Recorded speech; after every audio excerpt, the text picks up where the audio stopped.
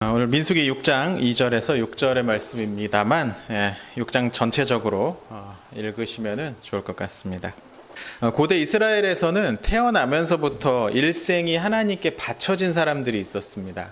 뭘 아무것도 하지 않더라도 그냥 태어나는 것이 곧 하나님께 바쳐지는 사람들이 있었습니다. 바로 레위 지파 사람들이었습니다. 레위 지파는 야곱의 12아들들 중에 세 번째 아들인 레위의 후손들이었죠. 하나님께서 그 레위의 후손들 가운데서 모세를 일으키시고 또 모세의 형인 아론을 첫 번째 대제사장으로 삼으시면서 이 레위 가문을 통해서 제사장직이 이어가게 하셨습니다. 또 아론의 가문은 이제 아론의 후손들은 대제사장이 되었고 아론의 가문이 아닌 레위 지파 사람들은 레위인이라고 불리면서 성소에서 일하는 역할을 담당하도록 했습니다. 그러니까 이 레위인은 태어나면서부터 그냥 그렇게 되는 겁니다. 고대 이스라엘에서 이 레위인들은 매우 특별한 존재였습니다. 이 사람들은 하나님과 가장 가까이에서 일하고 사는 사람들이었습니다. 광야 시절에 이스라엘이 진을 치는데 이스라엘 진영 한가운데 성소가 있고 성막이 있고 그 성막을 둘러싸서 진을 치는 사람들이 레위 사람들입니다. 그리고 그 바깥에 이제 순서대로 12 나머지 지파들이 진을 치죠. 그러니까 이 사람들이 성막으로 오려면 이 레위 사람들의 그 진영을 통과해야만 합니다. 이게 이제 그림을 그려보면 마치 이 레위 사람들은 성막을 둘러싸고 있는 벽과 같은 거죠. 인간 벽인 거죠. 이 부정한 사람들이 하나님께 함부로 가까이 오지 못하도록 레위 사람들이 온 몸으로 막아서는 어떤 인간 띠이자 장벽 같은 그런 모습으로 살아야 했습니다. 그래서 가나안으로 이제 들어가기 직전에 가나안 땅을 정복하기 직전에 모세가 이스라엘 각 지파에게 땅을 분배를 하는 일을 이제 했는데 이때 레위 지파 사람들은 땅을 분배받지 못했습니다. 함께 모여 살 수 있는 지파, 다른 지파들은 다 그 지파별로 살 수 있는 땅을 분배받았는데 레위 사람들은 그 땅을 받지 못했습니다. 대신 이 레위 사람들은 다른 지파들이 분배받은 땅 가운데 일부 성읍들을 양보받아서 거기 들어가 살 수 있었죠. 그러니까 다른 지파 사람들은 함께 다 모여 살았는데 레위 지파 사람들은 여기저기 이제 뿔뿔이 흩어져 살 수밖에 없었다는 거죠. 그럼 그렇게 다른 지파들 사이에 뿔뿔이 이제 흩어 살아서 그 사람들은 뭘 했느냐? 레위 사람들은 여러 지파들 가운데서 백성들의 어른으로 대접받았다는 것 같습니다. 이 고대에는 정치와 행정과 종교가 서로 분리되지 않았기 때문에 레위 사람들이 율법을 기초로 해서 신앙적인 또 사법적인 어떤 그런 일들을 담당을 했던 것 같습니다. 레위 사람들은 직접 농사를 짓지도 않았고 장사를 하거나 양을 치지 않았습니다. 대신 이 레위 사람들은 백성들이 하나님께 바친 11조 가운데 일부를 받아서 생계를 유지했습니다. 자, 그러니까 이렇게 보면 레위 사람들은 참 편했겠다라는 생각이 들지 않으십니까? 일을 안 해도 되고 백성들이 하나님께 바친 거를 그냥 받아다가 살면 되면 생계를 위한 노동을 하지 않을 수 있는 편하게 먹고 산다라는 생각을 하실 수도 있습니다. 근데 그것도 이 사람들이 무슨 시험에 합격해서도 아니고 태어나면서부터 혈통에 따라 그렇게 된 거니까 이거 좀 불공평한 거 아닌가라는 생각이 드실 수도 있습니다. 근데 사실 성경을 보면 이 레위 사람들, 특별히 이제 제사장들이 해야 될 일이 굉장히 많습니다. 먼저 민수기 8장을 보면 레위 사람들이 성소에서 일하기 전에 치러야 하는 예식이 이제 보이는데요. 깨끗하게 씻은 다음에 온몸의 털을 남김없이 면도칼로 밀어야 됐습니다. 일단 여러분 다 밀어야 됩니다. 우리 김 집사님이야 상관없으시겠지만 다른 분들은 레위인으로 이제 사역을 하기 위해서는 일단 다 밀어야 됩니다. 근데 온몸의 털을 다 밀라고 된 걸로 봐서 그러니까 머리만 민 게 아니고 채모를 다 미는 거죠. 눈썹도 밀고 수염도 다 밀고 그렇게 일을 하는 거죠. 사실 고대 근동 지역에서 그러니까 이집트나 메소포타미아의 지역에서 여러 나라들의 그 예를 보면 신전에서 일하는 사제들이 머리를 미는 경우가 많았습니다. 그러니까 이집트의 사제들도 관 같은 걸 쓰고 있지만 관을 벗으면 머리를 빡빡 밀고 있는 경우가 많고 사실 파라오도 마찬가지입니다. 파라오는 신의 아들로 여겨졌기 때문에 종교적인 지위도 있었거든요. 그러니까 머리를 빡빡 미는 것이 정기적인 관례였습니다. 이 동양의 승려들도 그렇죠. 그러니까 머리카락이 정념 같은 걸 만든다고 생각했기 때문에 신 앞에서 이는 사람들은 머리를 다 미는 겁니다. 미용을 포기해야 됩니다, 여러분. 레위인으로 살려면. 또 레위기 21장을 보면 장례와 관련된 내용들도 나옵니다. 오늘날 목회자들의 주요 역할 가운데 하나는 장례를 집례하는 일입니다. 이미지 사이트 같은 데 들어가서 패스터, 목사라고 치면은 맨 장례 집례하는 그런 사진들 잔뜩 올라와 있습니다. 그냥 자연스럽게 그렇게 연결이 되는 거죠. 오늘날 사람들의 생각은 그렇습니다. 근데 고대 이스라엘의 제사장들은 달랐습니다. 이 제사장들은 시신 가까이에 가는 것 자체가 금지되어 있었습니다. 특별히 이제 2촌 이내에 가까운 친족, 2촌이면 누구겠습니까? 내 부모, 자식, 아니면 형제까지 되겠죠? 요 정도는 장례에 참석하는 게 허락이 됐습니다. 하지만 친구나 연인이나 결혼 안 했으면 선생님, 뭐 동네 이웃 같은 사람들의 장례에 참석하는 것이 금지되어 있었습니다. 근데 그나마 이건 일반 제사장들의 예였고 대제사장의 경우에는 조금 더 엄격했습니다. 방금 이야기했던 그 2촌 이내 친족들도 참여하면 안 됩니다. 그러니까 아버지가 돌아가셨다고 하더라도 대제사장은 그 장례에 참석할 수가 없었다는 거죠. 어머니도 마찬가지고요. 시신으로 인한 부정함을 입어서 대제사장의 직무가 수행되지 못하는 것을 막기 위한 그런 조치였습니다. 또 제사장과 성소에서 일하는 레위인들의 직무는 거의 온종일 24시간 이어집니다. 가장 이제 중요한 임무 가운데 하나가 뭐냐? 성소에서 일하는 레위인의 일 가운데 가장 중요한 가운데 하나가 뭐냐면 밤새도록 불을 꺼뜨리지 않는 겁니다. 성소에서는 이제 불을 붙일 때가 여러 군데 있습니다. 뭐 향을 새로 이제 올린다거나 아니면 제물을 이제 바치기 위한 불을 붙이죠. 근데 이 불을 날마다 새롭게 만드는 게 아니고 그냥 있는 불을 밤새 꺼뜨리지 않고 잘 보존했다가 다음 날 쓰는 겁니다.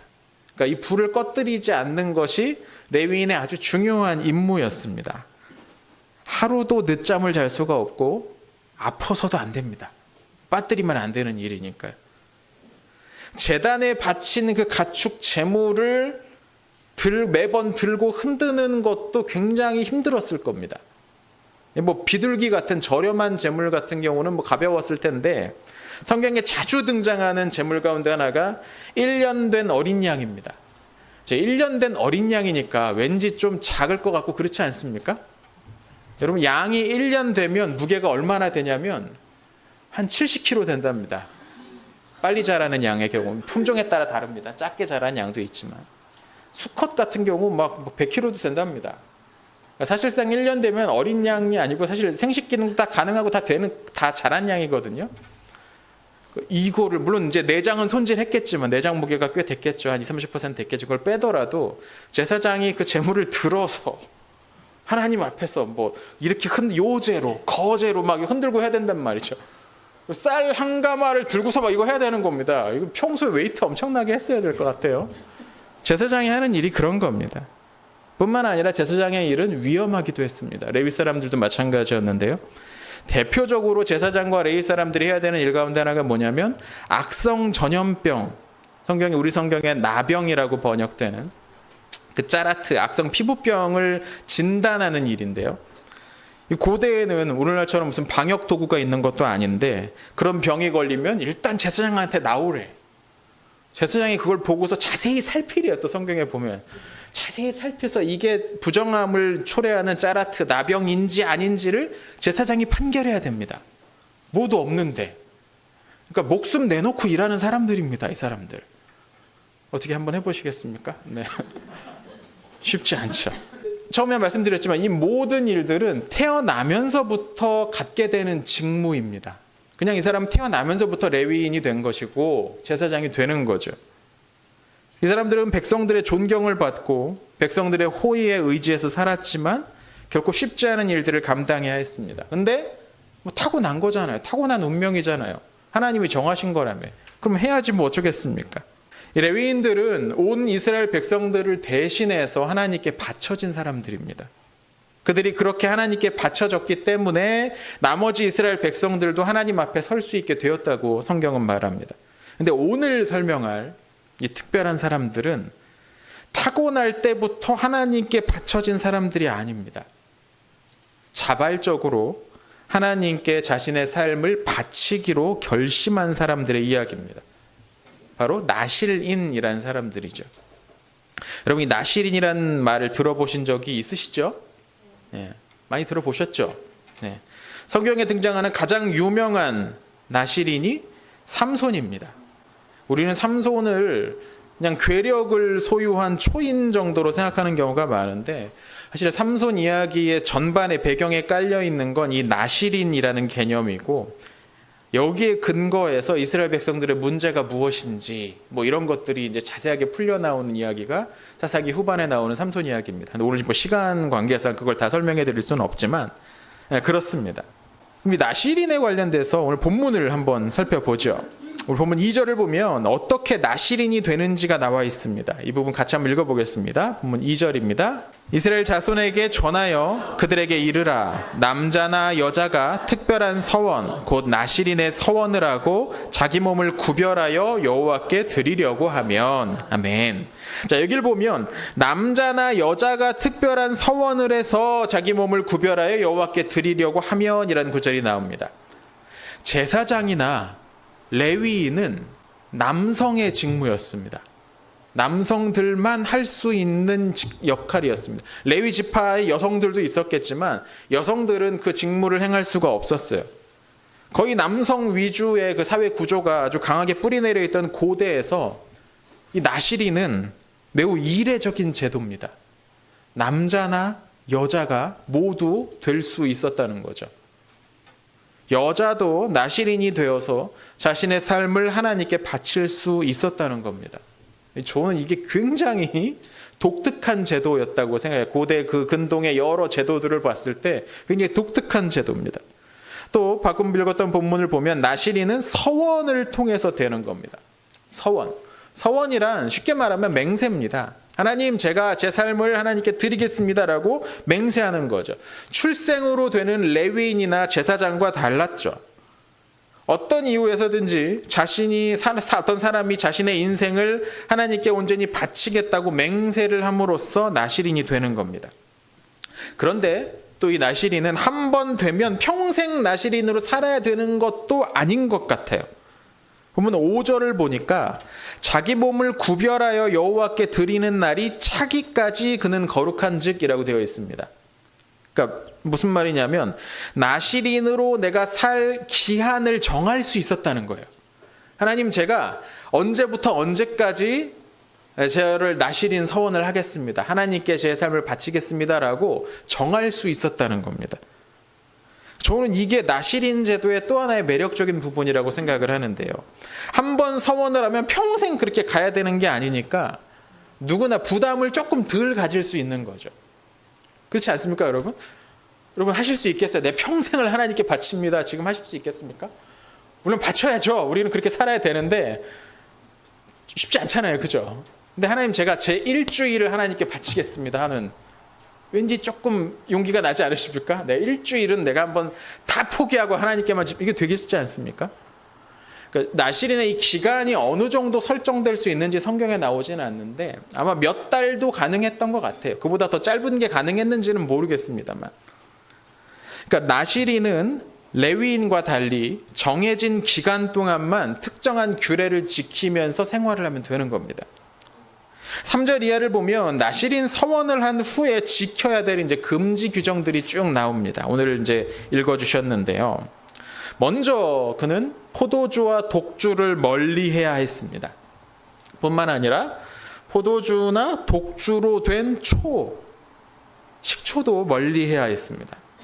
사실 포도주나 식초, 고대 포도주나 식초는 발효 과정에서 산소가 들어가느냐 아니면 밀폐를 산소를 차단하느냐의 차이입니다. 산소를 차단하고 발효가 되면 술이 되는 거고, 산소가 많이 들어가 버리면 이제 식초가 되는 거죠. 그러니까 발효 잘못하면 술 만들려다가 발효 잘못하면 식초 되는 거죠. 일부러 뭐 그렇게 만들기도 하고요. 그러니까 석회질이 많은 이 팔레스타인 땅에서는 자연적으로 흐르는 물을 그냥 마실 수 있는 곳이 많지 않았습니다. 땅 자체가 그래요. 석회질은 물에 쉽게 녹기 때문에 물에 녹아서 물이 나옵니다. 유럽도 많이들 이제 그렇죠. 그래서 수도꼭지 틀면 하얀색, 약간 탁한색 나오는 게 그런 겁니다. 많이 녹았을 때 그러죠. 맛도 씁쓸합니다. 그래서 일찍부터 이 지역에서는 그 물에다가 포도나 뭐 그런 것들을 발효시킨 포도주죠. 그런 것들을 타서 마셨습니다. 그냥 마시기에는 구역질이 나니까요. 식초 같은 것도 마찬가지의 기능을 했습니다. 그러니까 포도주라고 해서 우리가 생각하는 것처럼 막 포도 원액을 발효시킨 진한 뭐 그런 것만이 아니고 그렇게 발효된 원액을 물과 섞어서 마시는 게 일반적이었습니다. 고대는. 그래서 고대 세계에서는 포도주에 물을 섞지 않고 마시는 사람을 술꾼이라고 불렀습니다. 저 사람은 물도 안 섞고 마신대 하면 쟤는 거의 중독자야 뭐 이런 뉘앙스인 겁니다. 그러니까 물과 포도주를 함께 섞어서 마시는 게 일반적인 그런 시대였다라는 거죠.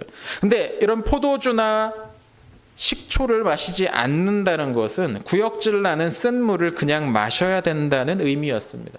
물론 맑은 물 찾아다니면서 생수 뜨듯이 마실 수도 있었겠지만 뭐 그렇게 살긴 쉽지 않았겠죠. 또 본문을 보니까 나시린은 서원한 기간 동안 머리를 자르지 말아야 됐습니다. 5절에 나오죠. 앞서 레위인으로 일하기 전에는 머리 온몸의 털을 다 밀어야 된다고 했는데 나시린은 반대로 머리를 자르지 말아야 했습니다. 여기서 이제 아까 말씀드렸던 대표적인 나시린인 삼손이 떠오르게 되죠. 삼손이 머리를 자르지 않았던 건 그 머리카락에 무슨 신비한 힘이 있어서가 아니고 그것이 그의 삶을 지금 하나님께 바치고 있다는 상징이었기 때문입니다. 내가 지금 하나님께 바쳐진 삶을 살고 있다는 상징으로서 머리를 자르지 않았다는 거죠. 또 6절을 보니까 나시린은 서원한 기간 동안 시신을 가까이 할 수 없었습니다. 심지어 부모나 형제 자매가 죽었더라도 마찬가지였습니다. 이건 아까 말씀드렸죠. 레위인의 금지 규정 중에서 제사장의 금지 규정 중에서 특별히 대제사장의 금지 규정과 같았습니다. 부모나 친족도 가면 안 된다라고 하는 건 일반 제사장보다는 대제사장의 규정이었죠. 굉장히 강한 금지 규정이었습니다. 그럼 뭐 안 가면 되지 않나라고 생각하실 수도 있는데요. 오늘날 우리가 사람이 죽는 건 대부분 병원에서 죽죠. 병원에서 죽어야 됩니다. 법이 그렇습니다. 의사가 이제 사망했다고 그걸 해줘야만 나머지 처리가 됩니다. 사망진단서를 써주지 않으면 처리가 안 되죠. 그러니까 대부분은 병원에서 사람이 죽습니다. 때문에 우리가 일상 영역에서 사람이 죽는 것을 직접 보는 일은 매우 드물죠. 무슨 사고나 그런 게 아니면 그렇습니다. 근데 고대는 달랐습니다. 다양한 질병들이 수시로 덮쳐왔습니다. 원래도 자연적인 수명도 그렇게 길지가 않았습니다. 평균 수명이 18세기만 하더라도 얼마 안 됐죠. 한 200년 전만 하더라도 평균 수명이 한 40세 안팎이었습니다. 그렇게 길지 않았습니다. 전쟁과 강도들의 침입도 잦았습니다. 그러니까 어린아이부터 노인까지 다양한 연령대 사람들이 언제라도 죽을 수 있는 그런 시대가 고대였습니다. 장례가 꽤 자주 생길 수 있었다는 거죠. 이런 문화권에서 또 고대 근동 문화권에서 장례나 결혼 같은 중요한 예식에 참여하지 않는 것은 대단한 무례함 그리고 상대방에 대한 모욕으로 여겨졌습니다. 물론 상대방이 저 사람은 나시린 서원을 했대라는 것을 인지하고 있다면 양해가 됐겠지만 부모나 형제의 죽음에도 그러니까 장례에도 참여하지 못한다라는 이 금지 규정은 굉장히 괴로운 일이었을 겁니다. 이 모든 불편하고 괴로운 일들을 감수하고서 나시린 서원을 하는 이유는 무엇이었을까요? 그건 하나님에 대한 헌신과 감사 때문이었을 겁니다. 서원이라는 건 보통 이런 구조를 가지고 있어요. 하나님, 저에게 이런 것들을 해주시면 제가 이런 걸 하겠습니다. 또는 하나님, 저에게 이런 것들을 해주셨으니 제가 이런 걸 하겠습니다. 보통 이제 고대 서원은 이런 식으로 이루어집니다. 근데 이 내용을 가만히 우리가 곰곰이 살펴보면 이 사람들 뭘 이렇게 하나님한테 달라고 조건을 걸고서 헌신을 하나 뭐 이런 마음이 들지 않습니까? 무슨 하나님하고 거래를 하려는 거냐? 그냥 뭘 주시든 안 주시든 헌신해야지 하나님 이런 걸 주시면 제가 이걸 하겠습니다. 뭘 해주시면 내가 이렇게 하겠다. 이게 어떤 분들에게는 좀 마음에 이 사람들 좀 불경건하네, 불편하게 느껴지실지도 모르겠습니다. 나실인 서원도 아마 그런 식으로 이루어졌을 겁니다. 하나님 이런 것들을 해주시면 제가 이 기간 하나님께 제 삶을 드리겠습니다. 대표적인 게 바울이었는데요. 바울 연대기 다 보셨죠? 거기 나옵니다. 네. 근데 저는 이 서원이 조금 다르게 느껴지기도 합니다. 여러분, 누가 하나님과 사이에서 거래를 할 수 있을까요?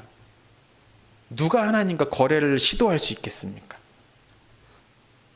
우리의 일상 가운데서 일어나는 모든 일들을 하나님과 연결지어서 생각할 수 있는 사람만 그렇게 할 수 있는 겁니다, 여러분.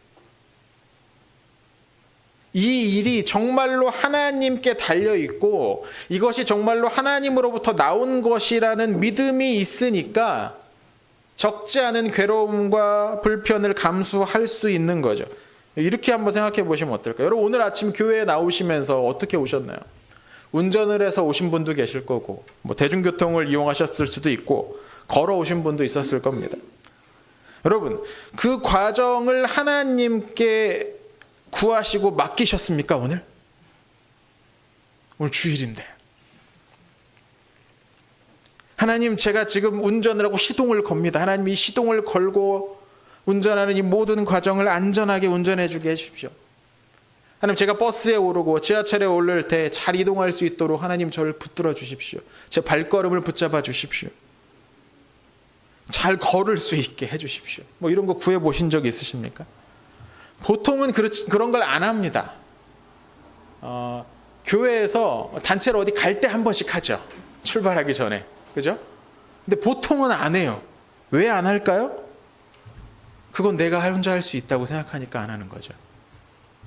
하나님께 따로 기도하지 않더라도 그 정도는 하나님이 굳이 돕지, 요거까지는 안 도와도 하나님 괜찮습니다. 요거까지는 굳이 돕자. 그런 거 아닙니까? 이거 내가 할 수 있는 일이고 나에게만 달려있다고 생각하고 있으니까 기도해야겠다는 생각이 안 드는 거죠. 우리는 작은 일에 관해서는 굳이 하나님께 뭔가를 구하거나 하나님을 부르지 않아도 된다고 생각하는 경향이 있습니다. 하나님을 너무 귀찮게 하면 안 된다는 생각일까요? 평소에 너무 귀찮게 해드리면 중요할 때 구하기가 좀 그러니까는 평소엔 좀 하지 말, 그런 생각이실까요? 어지간히 큰 일이 아니면 기도도 잘 안 나옵니다. 그냥 제 얘기하는 겁니다, 여러분. 어지간히 큰 일이 아니면 기도도 잘 안 합니다. 일상적인 기도야 하겠죠. 근데 모르겠습니다, 그게. 근데 서원에는 정반대의 마음이 달려 있는 겁니다. 서원을 하는 사람은 우리 삶에서 일어나는 모든 일들이 하나님의 손 안에 달려 있음을 진심으로 믿는 겁니다. 그래서 하나님께 그걸 해달라고 구하는 거죠. 그럼 제가 제 삶을 그냥 드리겠습니다. 서원을 하는 사람은 일상의 모든 것들을 하나님과 연결해서 생각할 줄 아는 사람입니다. 그가 포도주와 초를 마시지 않을 수 있었던 것은 내가 뭔가를 먹고 마시는 것이 나를 살리는 전부가 아니라고 믿었기 때문입니다. 그가 가까운 가족의 장례에도 참여하지 않기로 결단할 수 있었던 것은 이 세상에서의 삶이, 그리고 심지어 죽음이 전부가 아니라는 걸 알았기 때문일 겁니다. 이게 전부가 아니라는 걸 알았으니까 그렇게 할 수 있는 거죠. 저는 오늘 우리에게 이러한 믿음이 회복되어야 되지 않나 싶습니다. 적지 않은 그리스도인들이 하나님과의 관계에서 지나치게 예의를 차리려고 합니다. 신학이 정교해지고 교리가 복잡해지면서 나타난 현상이죠. 하나님은 이런 분이시다. 하나님은 거룩하신 분이다. 하나님은 농담을 하지 않으신다. 하나님은 웃지 않으신다. 우스운 말 같지만 실제로 중세의 일부 그리스도인들은 그렇게 생각했습니다. 여러분, 복음서에도 한 번도 등장하지 않는 표현이 뭐냐면 예수님이 웃으셨다는 말입니다. 재밌죠? 예수님이 눈물을 흘리셨다, 안타까워하시고 막 괴로워하셨다, 이런 표현들은 많이 나오는데 예수님이 웃으셨다는 말이 한 번도 등장하지 않아요. 그래서 어떤 그리스도인들은 웃음을 불경건한 일로 여겼습니다. 하나님 앞에 설 때는 엄숙해야지, 어디 감히 웃느냐, 이런 거죠. 그건 분위기를 깨는 거고 거룩을 깨는 거라고 멋대로 이름을 붙였습니다. 그렇게 하나님을 저기 위에 계신 우리와 완전히 구별되신 다른 분이라고 생각한 결과가 무엇일까요? 하나님을 점점 더 멀리 계신 분으로 만들었다는 겁니다. 하나님 앞에서 지켜야 될 엄숙함은 아무나 견딜 수가 없어요. 그래서 딱 정해진 시간에만 겨우 할 수 있습니다. 그리고 빨리 나가야죠. 그 엄숙함을 어떻게 견딥니까? 웃고 싶은데, 즐거워하고 싶은데, 뭔가를 터뜨리고 싶은데 하나님 앞에서는 그렇게 하면 안 된다니까 빨리 나와야죠. 하나님 앞에서 피해야죠. 이게 자연스러운 반응입니다. 만약 우리가 하나님을 떠올릴 때 생각나는 것이 무슨 엄청나게 큰 비전, 온 세상을 위한 뜻, 아니 최소한 교회 전체를 위한 무엇, 이런 것만 하나님을 생각할 때 여러분 떠오르신다면 지금 우리는 하나님을 너무 멀리 생각하고 있는 겁니다. 하나님은 우리의 일상에 관심이 있으십니다. 하나님의 관심은 우리의 일상에 있으십니다. 하나님이 임하셔서 자리를 잡기 원하시는 곳은 백성들의 삶 한가운데입니다. 아무나 올 수 없는 구별된 자리가 아니고 우리가 먹고 마시고 웃고 떠드는 그 자리에 하나님은 오시기 원하셨습니다.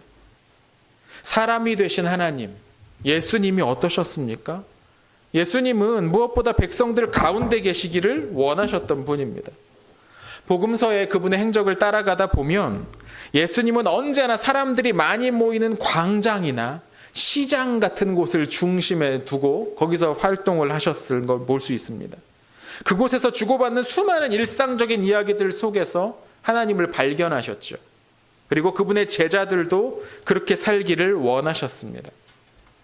예수님이 하신 비유는 우리의 실생활과 늘 관련이 아주 깊었습니다. 씨를 뿌리고 장사를 하고 밭을 갈고 사업차 이곳저곳을 방문하고 가족과 이웃과 함께 식사하고 이런 이야기들이 하나님 나라의 비밀을 알리는 소재가 되었죠. 예수님에게 하나님은 저기 멀리 계시는 분, 늘 엄숙한 얼굴로 우리를 노려보시는 분이 아니었습니다. 그분은 우리의 일상 깊숙한 자리까지 들어오셔서 우리와 관계를 맺는 그런 분이셨죠. 나실인 서약이라는 건 그런 하나님을 만나기 위한 특별한 제도였습니다. 레위인 제도 같은 공식적인 제도와 달리 나실인은 조금 덜 공식적인 제도였습니다. 그래서 머리를 기르고 있다는 걸 빼면 이 사람이 나실인 서약을 했는지 안 했는지 외적으로 알 수 있는 방법이 없습니다. 무슨 특별한 옷을 입고 다니는 게 아니니까요. 그는 서원을 한 이후에도 여전히 어제까지 했던 그 일상적인 일들을 계속 했을 겁니다. 여전히 일터를 오고 가고 출근하고 퇴근하고 하죠. 일터에서 동료들과 어울리기도 하고 함께 일하고 함께 먹었을 겁니다. 물론 그 물에 포도주나 식초를 타지 않는 모습을 보고서 사람들이 눈치챌 수 있었을지도 모릅니다만 생활 자체가 크게 다르진 않았다는 거예요. 일상생활을 하는데 그 일상생활을 하나님께 바치는 거예요. 그럼 뭐가 달라질까요? 그의 마음가짐이 우선 달라지는 겁니다. 그의 생각이 달라지는 겁니다. 나실인 서약을 한 후부터 그는 삶의 모든 부분을 하나님과 연결지어서 생각하는 훈련을 시작한 겁니다. 자신이 하나님께 지금 바쳐진 상태라는 그 의식을 날마다 갖고 살아가는 거죠. 그러면 그가 행하는 모든 일들, 그의 걸음걸음이 다르게 보일 수밖에 없는 거예요. 그걸 어떻게 잊어버릴 수 있겠습니까? 내가 나실인 서약을 했다는 걸 잊어버릴 수 있을까요? 쉽지 않을 겁니다. 모든 것들을 볼 때마다 하나님을 떠올릴 수밖에 없었다는 거죠. 약속된 기간이 다 될 때까지 함부로 먹거나 마시지 않으면서 이 사실을 반복해서 기억했을 겁니다. 나는 하나님께 바쳐진 사람이지. 지금 내가 하는 이 일은 하나님께 바쳐진 사람이 하는 일이다. 앞서도 이야기했지만 당시에는 물에 포도주나 식초를 타서 마시는 게 일반적이었기 때문에 그런 걸 전혀 마시지 않는 것만으로도 내가 지금 하나님께 바쳐진 사람이라는 것을 기억하게 하는 아주 효과적인 기억법이었습니다. 하나님과의 동행은, 그분에 대한 헌신은 지금 여기에서 시작되어야 되고 우리 일상 가운데서 훈련되어야 되는 일인 겁니다. 헌신은 어디 산속으로 들어가서 이루어지는 게 아니고 지금 우리가 살고 있는 여기에서 시작되고 되어야 되는 거죠. 우리 그리스도인들은, 하나님의 백성들은 우리의 삶이 모두 하나님께 속해 있다고 믿습니다. 믿으시죠? 아멘. 그리고 우리는 그 하나님을 위해 산다고 고백하는 사람입니다. 갈라디아서 2장 20절에서 바울이 이렇게 얘기하지 않습니까? 내가 그리스도와 함께 십자가에 못 박혔나니 그런즉 이제 내가 산 것이 아니요 오직 내 안에 그리스도께서 사시는 것이다. 여러분, 이걸 헌신이라고 부르는 겁니다. 헌신의 뜻은 우리의 몸을, 우리의 삶을 바친다는 거예요. 우리의 삶을 바친다는 거예요. 근데 이렇게 사는 게 좀 벅찰 때가 있습니다. 우리는 헌신하면 뭔가 엄청난 희생을 해야 하는 것이라고 생각하기 때문이죠. 그게 내 돈이든 내 시간이든 뭐든지 간에 다 갖다 바치는 것이라고, 아주 큰 것을 갖다 바치는 것이라고 생각합니다. 많이. 근데 여러분, 성경은 하나님이 뭐가 부족해서 우리한테 달라고 하시는 분이 아니라고 반복해서 이야기합니다.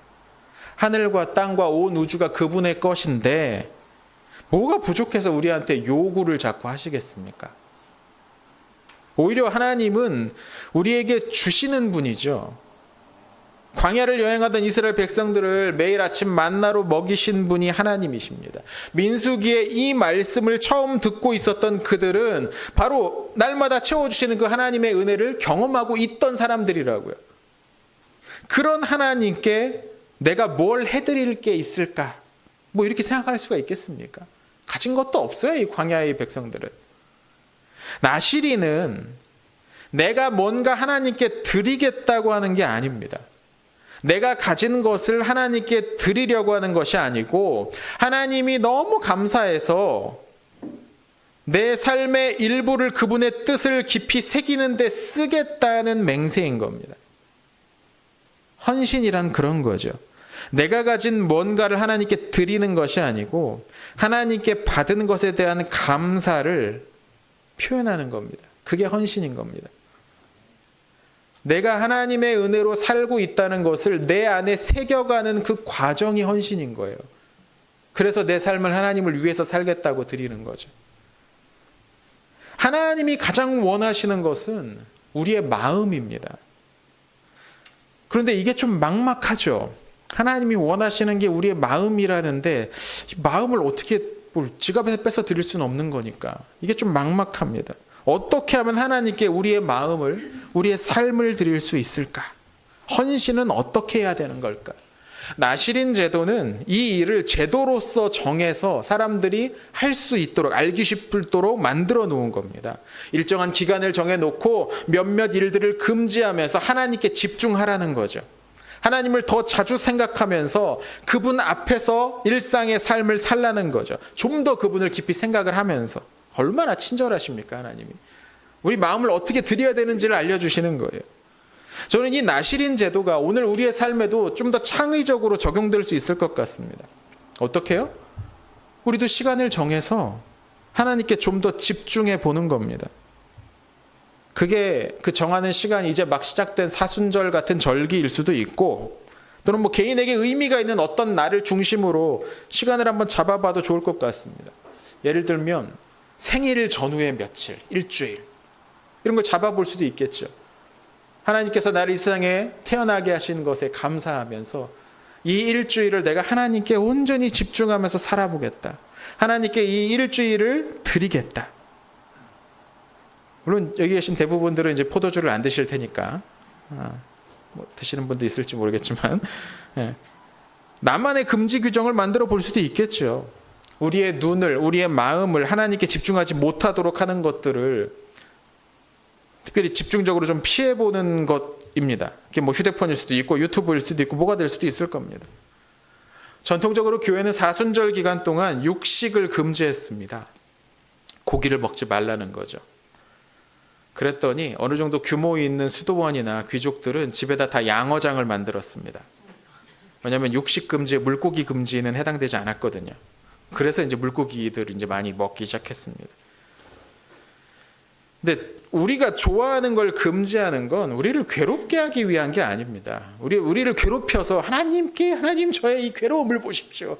하나님을 위해 제가 이 괴로움을 이런 걸 하나님께 보여드리라는 게 아니에요.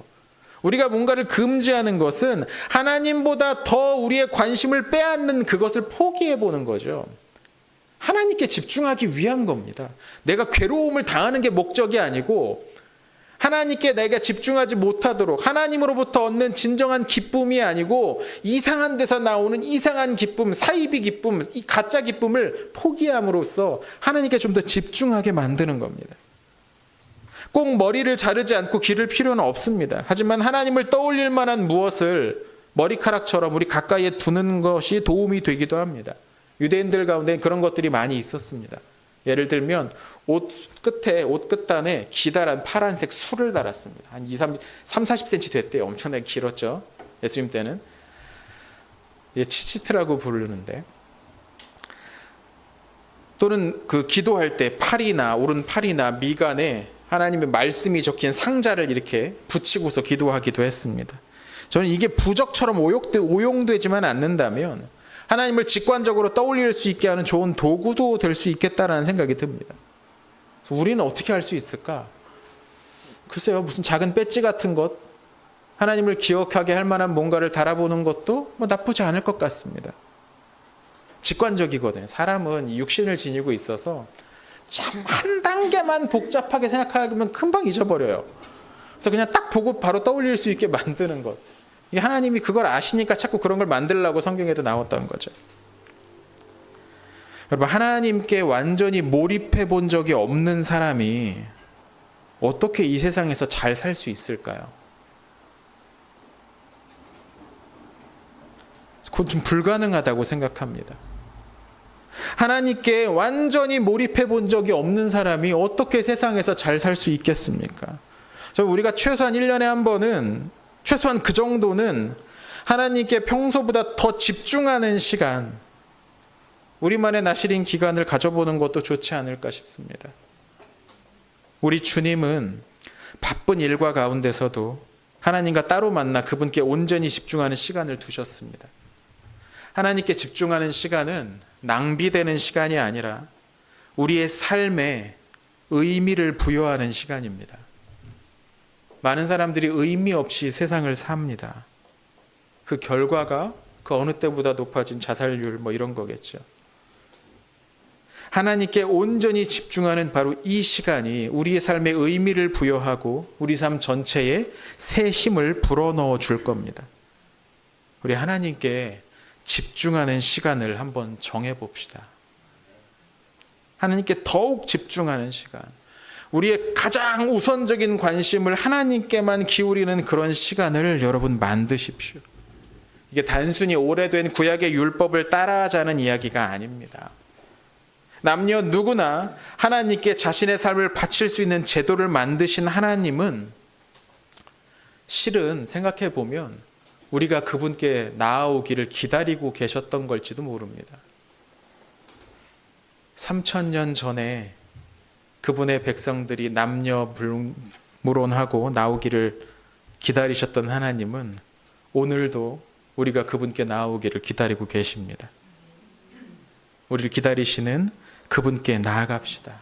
하나님께서 여러분에게 큰 은혜를 부어주실 겁니다.